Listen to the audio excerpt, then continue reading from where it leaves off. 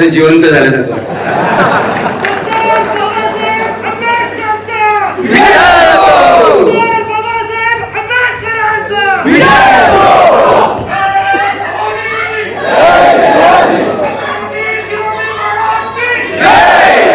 सगळे आपलेच आहेत.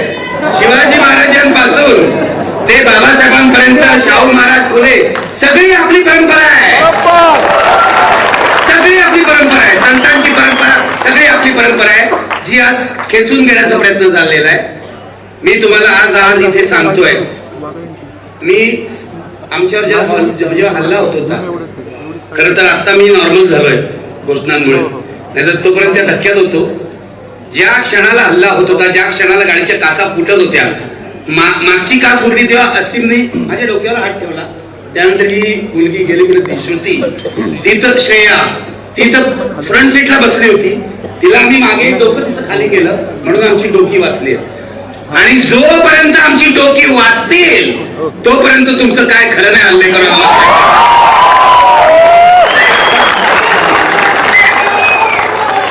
मी तुम्हाला सांगतो, आजच्या हल्ल्याच्या क्षणी, म्हणजे हे खरं तर महात्मा फुलेंचं शहर आहे, सावित्रीबाईंचं शहर आहे, पण या शहराचा गेल्या 100 वर्षांपासून असा हल्लेखोरांचा इतिहास आहे.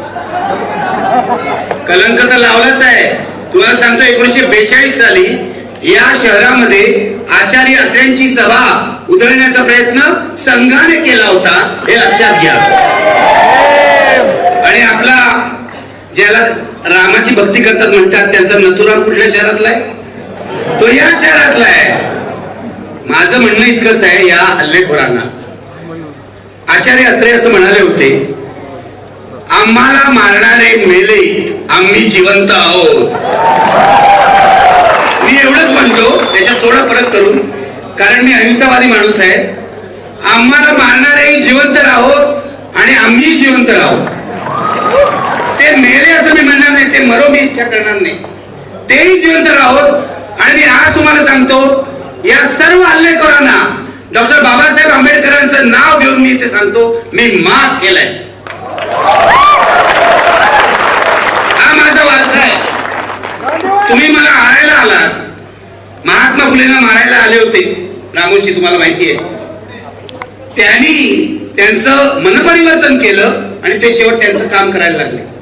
मला जरी संधी मिळाली ना, तर या भाजपवाल्यांचं पण परिवर्तन करून टाकले.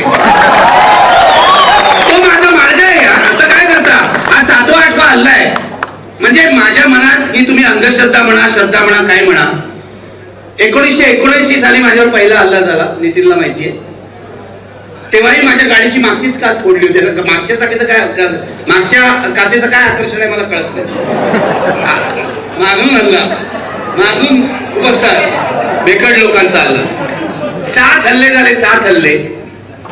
6 हल्ल्यातून मी वाचलो. आज 7व्या हल्ल्यातून सुद्धा असीम वाचलो. मी जेव्हा हल्ला होत होता तेव्हा या दोघांना काय सांगत होतो विचारा. टेन्शन आलं होतं सगळ्यांनाच. समोरून माणसं गाडीवर उड्या मारतायत, लाठ्यानी मारतायत, काठ्या मारतायत, पोलीस मध्ये पडतायत, पोलिसांना ऐकत नाहीये. कुठच्याही क्षणी आम्ही आज मरू शकत होतो. मी तुम्हाला सांगतो, मरण डोळ्यासमोर होतं अगदी. त्या वैभवमुळे आपण वाचलेलो आहे. वैभव ड्रायव्हर जो आहे ना, त्यांनी जी गाडी मारली, प्रशांत दादा इथे बसलेले आहेत, त्यांचा एक मोठा गट तिथे उभा होता सिग्नल जवळ. त्यांनी भाजपवाल्यांना थेट अंगावर घेतलं. त्यांच्या आणि भाजपवाल्यांचा संघर्ष झाला. मी तुमचा ऋणी आहे, तुमचा सर्वांचा ऋणी आहे. याचं कारण तुम्ही मला आज जिवंत ठेवलंय.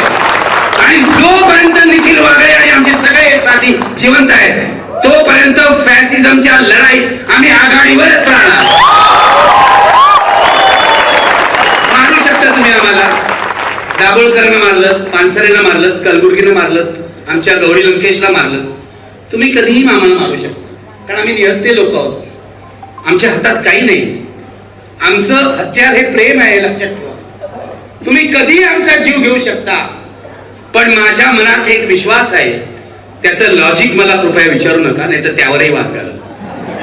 माझ्या मनात एक विश्वास आहे पहिल्यापासून, 7 हल्ले सहन केल्यावर, की जो सत्याच्या मार्गावर चालतो त्याला एकतर फुले आंबेडकर किंवा महात्मा गांधी कोणीतरी वाचवत असेल.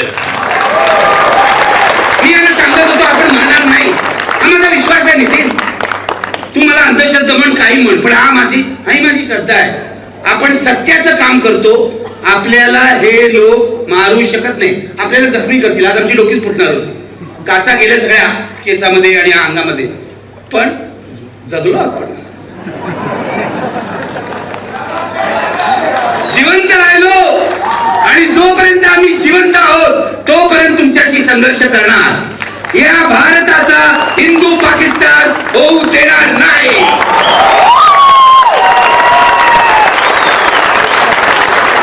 लक्षात घ्या मित्र, साधी लढाई नाही हे मी सांगायला इथे उभा आहे.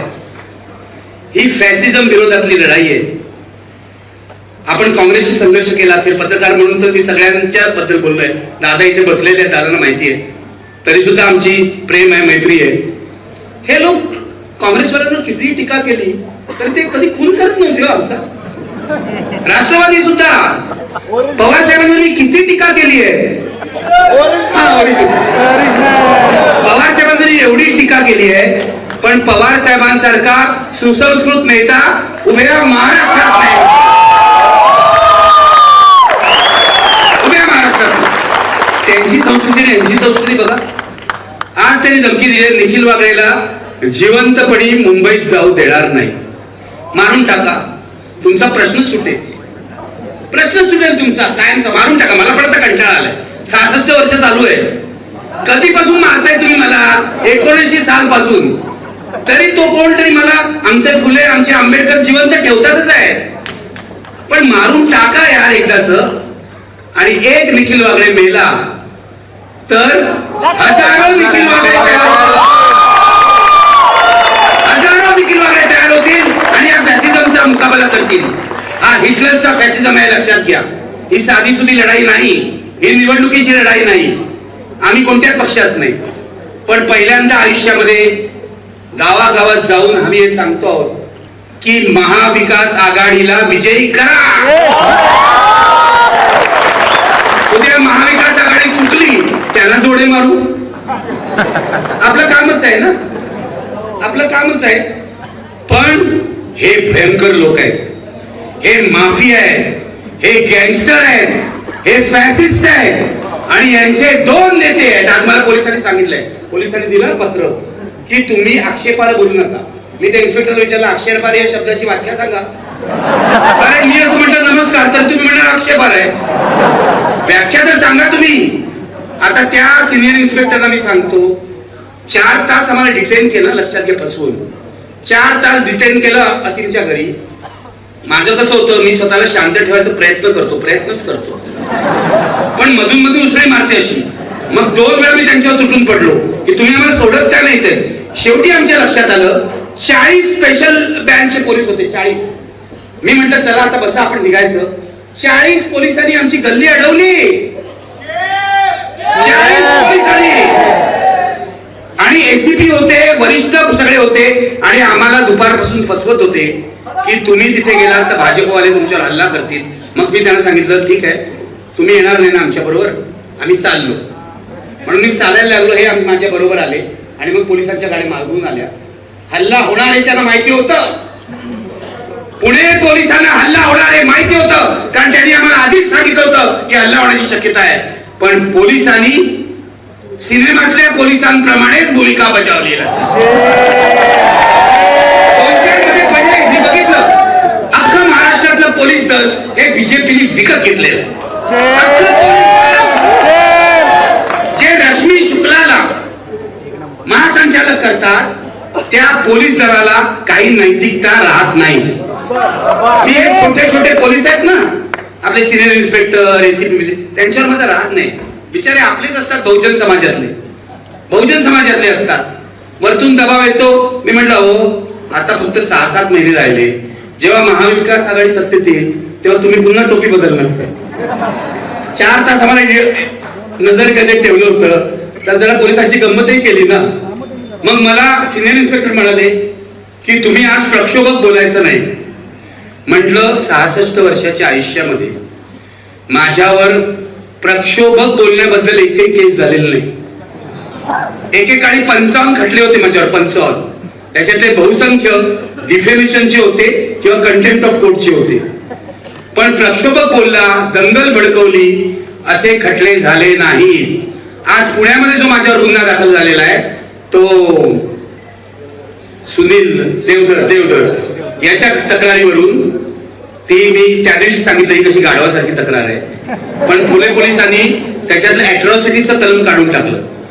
कारण ब्राह्मण माणूस माझ्यावर अॅट्रॉसिटीचं कलम लावतोय, आदिवासी राष्ट्रपतीचं नाव घेऊन. कमाल आहे, कमाल, बुद्धीची कमाल. आज त्याला थोडी लाज वाटली असावी म्हणून त्यांनी ते कलम काढून टाकलं आणि आज FIR आम्हाला दिला. आता सोमवारी, आता बघा मी बहुतेक पुणेकरच होणार याचा, मला जायचंय परत घरी, तर हे म्हणतात सोमवारी आता चौकशी लाव्या. हा आमचा असीम आहे वकील, आम्ही शांत डोक्याने तिकडे जाणार. असीम मला सांगतो, सर शांत राहा, पोलिसाला काय बोलणार. त्याचं पण बरोबर आहे, तो वकील आहे. पण पुणे पोलीस आजच्या हल्ल्याला कोण जबाबदार असेल तर पुणे पोलीस आहेत असा माझा स्पष्ट आरोप आहे. त्याला माहिती होतं तरी भाजपवाल्याला त्यांनी स्कोप दिला.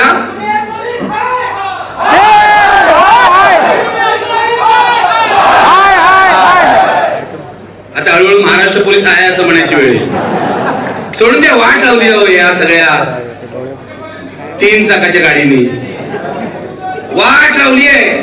काय झालं, परवा मी येणार आहे ललित कलावर, कारण ललित कलाचा जो विषय आहे तो केवळ त्या नाटकापुरता मर्यादित नाहीये, मी तुम्हाला सांगतो. पण त्याआधी तुम्हाला सांगतो, 5 गोळीबाराच्या घटना 5 दिवसात घडलेल्या आहेत.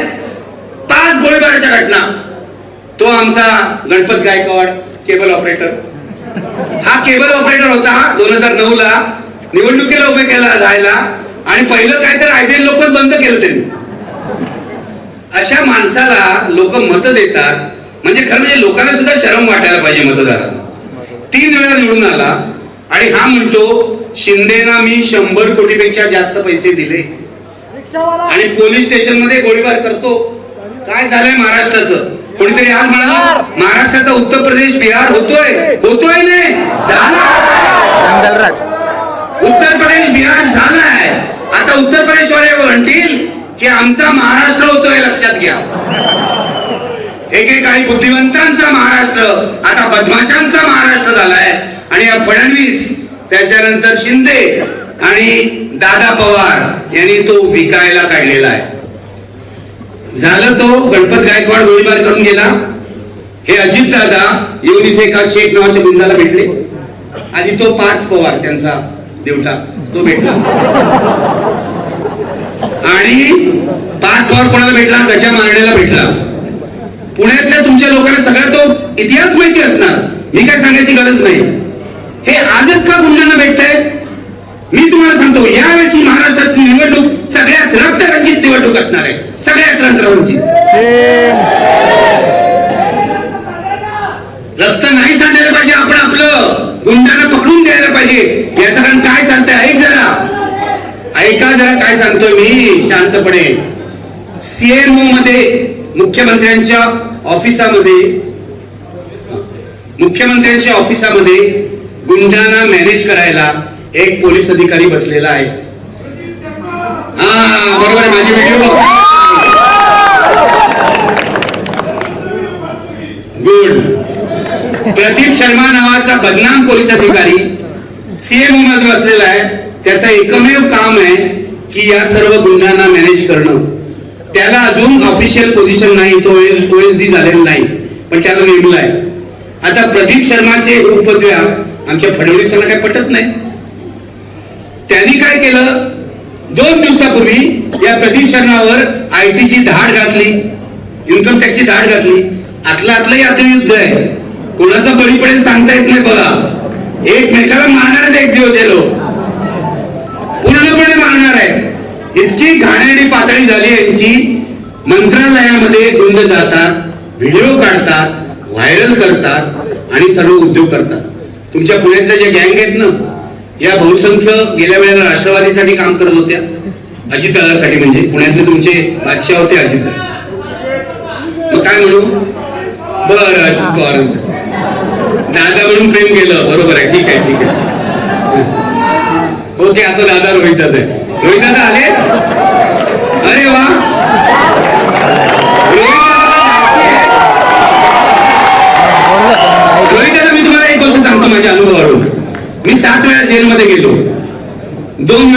विधानसभेने पाठवलं.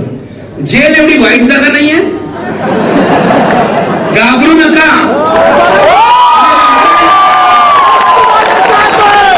ज्याचे हा स्वच्छ आहे तो तुरुंगात जायला घाबरणार नाही. तुरुंग ही आत्मपरीक्षणाची जागा आहे, लक्षात घ्या. एकांतामध्ये आपला चेहरा आपल्याला दिसतो, एकांतामध्ये. त्यामुळे याच्यात जाणं, तुरुंगात जाणं, घालतील कोणाकोणा तुरुंगात, कदाचित आणखीन काही लोकांना घालतील तुरुंगात. घाबरतात लोक तुरुंगात जायला. मी बरोबर सिन्नरच्या सभेतही सांगितलं की तुम्ही का घाबरता एवढे तुरुंगात जायला, सर्वांनी एकदा जाऊन यायला पाहिजे. याच्याकडे गांधीजी म्हणायचे की तुरुंग ही शाळा आहे, हे लक्षात घ्या. तिथे माणसं कळतात. गुन्हेगार मुळातून कसा गुन्हेगार नसतो हे कळतं. मला 2 वेळा यांनी तुरुंगात पाठवलं. मी ऋणी आहे यांचा. पहिल्यांदा शरद पवारांच्या सरकारने, कारण माझ्या सोबत अंडा सेल मध्ये कोण होते माहितीये? बॉम्ब फेटातले सगळे आरोपी, संजय दत्त आणि सगळेच. आणि दुसऱ्या वेळेला माझ्या सोबत होते केतन पारेख प्रकरणातले आरोपी आणि ते प्रिया राजवंशी खुनी, देवानंदचे 2 भाचे माझी बाजूच्याच कोठडीत होते. इतकी गंमत येते त्या तुरुंगामध्ये अनुभव तुम्हाला सांगतो. त्यामुळे आमचे डॉक्टर लोहिया म्हणायचे त्याप्रमाणे त्रिसूत्री पाहिजे राजकारणामध्ये. त्रिसूत्री, तुरुंग, फावडा आणि मतपेटी, ही त्रिसूत्री पाहिजे, लक्षात घ्या. सगळ्या राजकीय पक्षांनी लक्षात ठेवलं पाहिजे. आपल्याला तुरुंगात जायची तयारी पाहिजे, व्यवस्थेशी संघर्ष करून. फावडं म्हणजे विधायक काम आणि मतपेटीच परिवर्तन घडवू शकेल, जे यावेळेला लोकसभेला सुद्धा महाराष्ट्रात घडणार आहे. माझ्याकडून लिहून घ्या तुम्ही. ईव्हीएम हटा वगैरे ठीक आहे, ते नाही हटलं तरी महाराष्ट्रात लोकसभा आणि विधानसभेला मोदींना मोठा फटका बसणार आहे, लक्षात घ्या. बसणार. आम्ही गावाकडचा तयार विचार. लोकसभेला सुद्धा त्यांना माझ्या मते 20 पेक्षा कमी जागा मिळतील. आणि 15 मिनिटात आहे, ठीक आहे, तुमच्या तोंडात साखर पडेल. आणि विधानसभेला माझं फक्त या लोकांना महाविकास आघाडीचं एवढंच म्हणणं आहे, आम्ही एवढे फॅसिस्टांशी लढतो या भाजपशी, मरायला तयार आहोत. तुम्ही एकत्र राहा बाबांनो, एकत्र राहा. आणि तुम्हाला जर्मनीमध्ये 1930 साली हिटलर का जिंकला माहितीये? हिटलर विरोधी पक्षांचं बहुमत होतं, म्हणजे जास्त मतं त्यांच्याकडे होती. पण त्या पक्षांमध्ये ऐक्य नसल्यामुळे हिटलर जिंकलेला आहे, लक्षात घ्या. इथे मोदी त्याच कारणाने जिंकतायत की मोदी विरोधी मतांमध्ये एकजूट नाही, हे लक्षात घ्या. आपल्याला फॅसिझमशी लढायचंय. परवाचा जो ललित कला केंद्राचा प्रसंग आहे तो केवळ ललित कला केंद्रापुरता बघू नका. तो आपल्या शिक्षणावर या फॅसिस्टांनी केलेला हल्ला आहे. आणि मला एक नवी माहिती मिळाली पुण्यातल्या जाणकारांकडून की हा हल्ला ललित कला केंद्रावर केला असला तरी मुख्य लक्ष याचं होतं ते तुमचे जे कुलगुरू आहेत ते. भारतीय जनता पक्षाच्या 2 गटातच भांडणं चालू आहे. कुलगुरू हा असायला पाहिजे की नसायला पाहिजे, आणि त्याला अडचणीत आणण्यासाठी हा हल्ला केलेला आहे. आणि ते तुमचे चतुर्शृंगी ना, त्याचे पोलीस काय म्हणतात? पहिला जो हल्ला झाला त्या मुलानं मारलं, त्याचा FIR आजपर्यंत नोंदवलेला नाही. दुसऱ्या दिवशी जाऊन यांनी काळं फासलं, काय केलं, त्याचा FIR नोंदवलेला आहे. रमा सरोदीने ते केलंय. मुद्दा असा आहे की रामाने काय केलं, सीतेने काय केलं, हा मुद्दाच नाही आहे, हे निमित्त आहे. कारण यांना इतिहास जर कळत असेल तर इथे वस्त्रहरण झालेलं आहे, इथे यदाकदाचित झालेलं आहे, इथे इतकी नाटकं झालेली. आपल्या लोकनाट्याची परंपरा आहे. या सगळ्या लोकनाट्याच्या परंपरेमध्ये देवांची गंमत केलेली आहे. गवळणींचा आणि कृष्णाचा संवाद काय आहे? यांच्या भावना दुखवतात. यांच्या भावना कधी दुखवत नाही माहितीये? मोदी मोठे दाखवतात आणि बालरामाला घेऊन जातायत, मग यांच्या भावना दुखवत नाही. म्हणजे मोदींपेक्षा राम छोटा केलेला आहे तेव्हा यांच्या भावना दुखवत नाही. इतके डोंगी लोक आहेत. हे रामाचे अनुयायी नाहीत, अंधभक्त आहे. यांच्या मनात राम नाही, केवळ नथुराम आहे, लक्षात. केवळ नथुराम आहे. आणि मी तुम्हाला सांगतो, ललित कला केंद्राचा जो हल्ला आहे, आता खूप त्याच्यावर छापून आलाय, मला बरं वाटतं. पहिल्या दिवशी मी अस्वस्थ होतो. नितीनने सांगितलं ललित कला केंद्राने किती मोलाचं काम केलेलं आहे. आज ही जी सभा आहे निर्भय बनूची ती यासाठी आहे की असे जर तुम्ही ललित कला केंद्र किंवा कुठच्याही शैक्षणिक संस्थेवर महाराष्ट्रात फॅसिस्टांनी हल्ले केले तर निर्भय बनू त्यांच्या विरोधात उभं राहील आणि त्या संस्थेला संरक्षण देईल. त्या संस्थेला माझ्या तर मनात हा विचार आहे, म्हणजे मी अहिंसावादी आहे, लक्षात घ्या, पूर्ण अहिंसावादी. मी माझ्या पोरालाही कधी मारलेलं नाही हे लक्षात घ्या, म्हणजे माझं ट्रेनिंगच तसं आहे. पण मला असं वाटतं या फॅसिस्टांचे हल्ले रोखायला आता एक भगतसिंग ब्रिगेड काढली पाहिजे.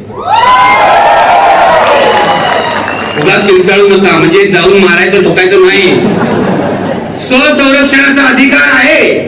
जेव्हा ही मंडळी आजच्यासाठी उभी राहतात तेव्हा आमची भगतसिंग ब्रिगेड उभी राहील आणि आमच्या लोकांचं संरक्षण करेल, जो घटनेने दिलेला आम्हाला अधिकार आहे. आज पण राहिली. अभिनंदन तुमचं, थँक्यू व्हेरी मच. एवढ्या मोठ्या संख्येत तुम्ही आला. तुम्ही आहात म्हणूनच मी आहे, हे लक्षात घ्या. तुमचं हे अथांग प्रेम आहे इतक्या वर्षांचं, म्हणूनच आम्ही सगळे जिवंत आहोत आज. या प्रेमानेच आम्हाला वाचवलेलं लक्षात घ्या. सत्याचा मार्ग आणि तुमच्यासारख्या लोकांचं प्रेम. म्हणून मला कायम खात्री वाटते हे मोदी विधी ठीक आहे, मोदी शहा हे जे दोन गुन्हेगारी प्रवृत्तीचे लोक या देशात बसलेले आहेत. मला सांगितलं मोदी आणि शहावर बोलणं, पण मी काय खोटं बोलतोय? मोदी आणि शहा गुन्हेगारी प्रवृत्तीचे आहेत की नाही जाऊन बघा. माझ्यावर सुनील देवरांनी खटला भरला, तो कशासाठी? मी एक ट्विट केलं. मी मोदी विरुद्ध इतकं बोलतो व्हिडिओ मध्ये, ते ऐकत नाही. मी एक साधं ट्विट केलं. मी असं म्हटलं, अडवाणींना मिळालेलं भारतरत्न हा एका दंगलखोरांनी दुसऱ्या दंगलखोराला दिलेली शाबासकी आहे. इतकं साधं वाक्य आहे, याच्यात माझं मतही नाही, कारण फॅक्ट आहे, वस्तुस्थिती आहे. अडवाणींच्या यात्रेनंतर दंगली झाल्या. गुजरातमध्ये मोदींनी दंगली घडवल्या. दंगलीत त्यांचा हात होता. न्यायालयात काय झालं आणि न्यायालयात कसं फिरवलं गेलं सगळं, हा मुद्दा वेगळा. त्या बिल्किस बानोचं काय करतायत बघा, लाज वाटत नाही ना. म्हणून यांना आपल्याला मारून टाकायचंय, म्हणून यांना असीम सरोदेला मारायचंय, कारण असीम सरोदे त्या बिल्किस बानो सारख्या अन्यायग्रस्तांच्या बाजूने उभा राहतो, म्हणून त्यांना आपल्याला मारून टाकायचं. हे लक्षात घ्या, हे तुम्ही लक्षात घ्या. हा फॅसिझम आहे. मला माझे काही मित्र आज सांगत होते की तुम्हाला UAPA लावतील. म्हणलं माझी तयारी आहे, लावा. आता एवढ्या, आता आनंद तेलतुंबडे सारख्या संत माणसाला तुम्ही UAPA लावला तर मला लावलं तर काय नाही, मी घरात बसायची 5 वर्ष जेलमध्ये जाऊन बसेल, फायनली सुटीनच. कारण UAPA लावण्यासारखं आहे काय? मी काय दहशतवादी आहे? पुन्हा पोलिसांनी आम्ही दहशतवादी असल्यासारखी आम्हाला वागणूक दिलेली आहे. त्यांचं काम होतं, भाजपने जेव्हा तक्रार केली त्या तक्रारीमध्ये असं लिहिलंय, पोलिसांनी परमिशन दिली तर आम्ही ही सभा उधळून लावू. दाखवा, बघा हे लोक. आज आपण यांचं आव्हान स्वीकारलं, गाडी फोडली गेली बिचाऱ्याची, आमच्या ड्रायव्हरची, पण आपण यशस्वी झालो, आपण जिंकलो. आजच्या घडीला आपण जिंकलो. गाडी फोडली, मला तर वाटलं डोकं फुटेल, रक्तबंबाळ होऊ, पण एवढं काहीच झालं नाही. वाचलो आम्ही. फुले आंबेडकर, जोपर्यंत आम्हाला शिवाजी महाराज, शाहू, फुले, आंबेडकर आणि सर्व संतांचा आशीर्वाद आहे, तोपर्यंत तुम्ही आम्हाला खतम करू शकत नाही. विश्वासच बाळगा. आणि मला असं वाटतं की खूप, म्हणजे निर्भय बनूच्या सभेचं आजचं वैशिष्ट्य असं आहे, यांना मी सांगेन, त्या महिला मुली म्हणतो, मला महिला म्हणणं म्हणजे जरा अति होतं. या मुलींना मी सांगेन, पहिल्यांदा निर्भय बनूच्या सभेमध्ये महिलांची संख्या आहे. आणि माझं असं आव्हान आहे, माझं पत्रकारितेमध्ये सुद्धा आग्रह होता, 50% मुली पाहिजे. तुम्ही 33-32% द्या, मी 50% म्हणतो. याचा कारण तोच बॅलन्स आहे समाजामध्ये असला पाहिजे. तुम्ही सगळे निर्भय बनूमध्ये या. महिलांनी याचं नेतृत्व करावं, तरुणांनी याचं नेतृत्व करावं, असं माझं मत आहे. तुम्ही हातात घ्या.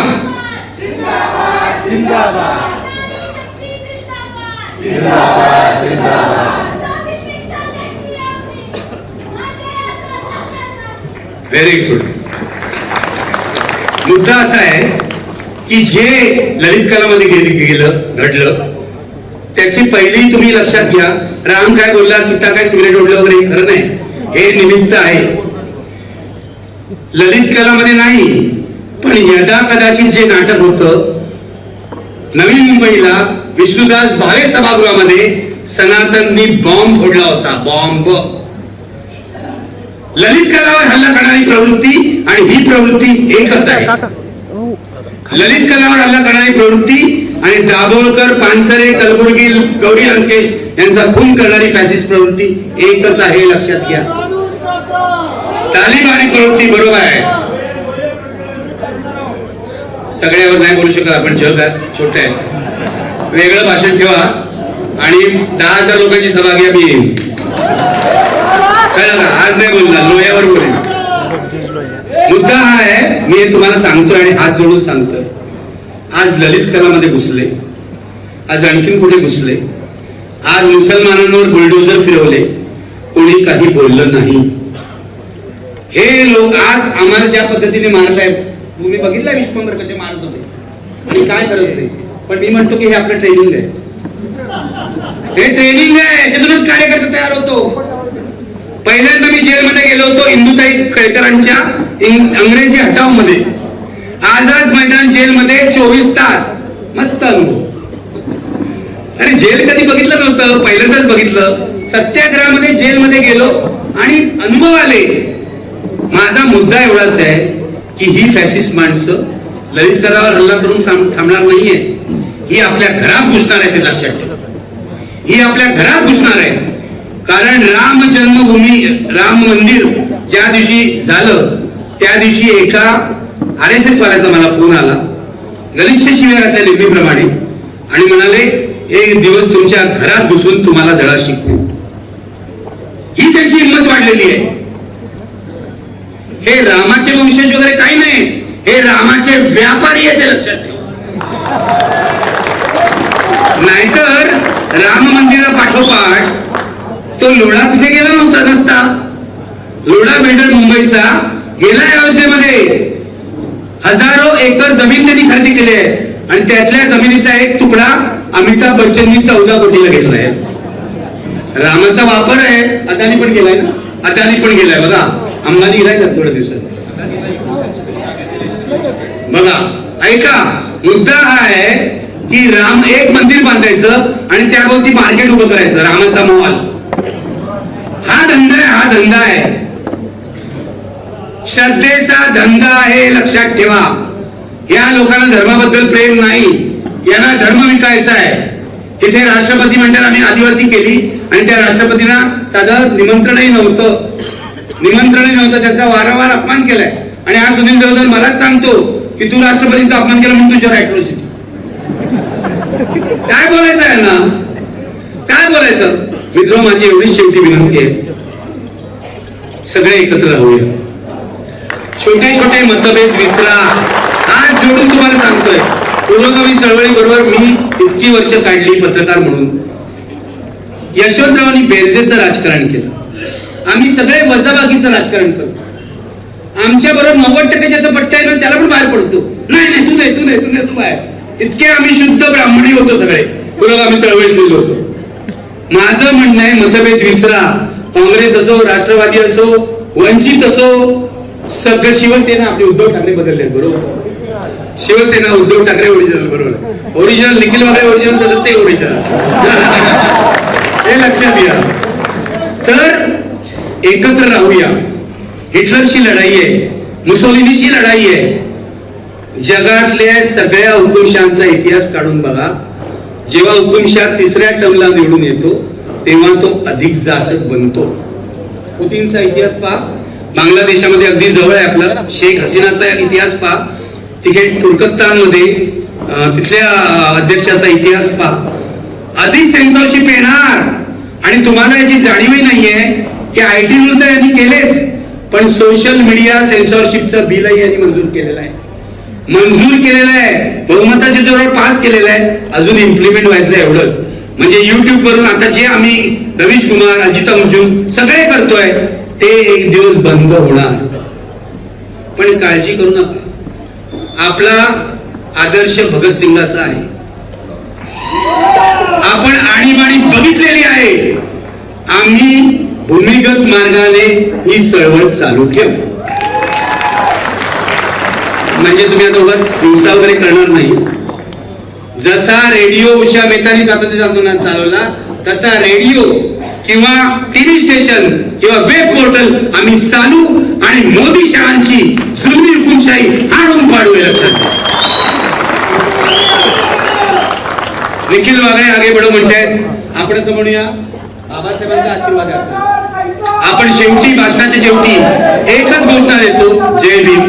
तुम्ही म्हणा, कारण जय भीम ही सार्वत्रिक घोषणा आहे, ही फक्त दलितांची घोषणा नाही. या बाबासाहेबांनी सर्व जाती धर्माला प्रकाश दाखवलेला आहे आणि हे संविधान आपल्याला दिलेलं आहे.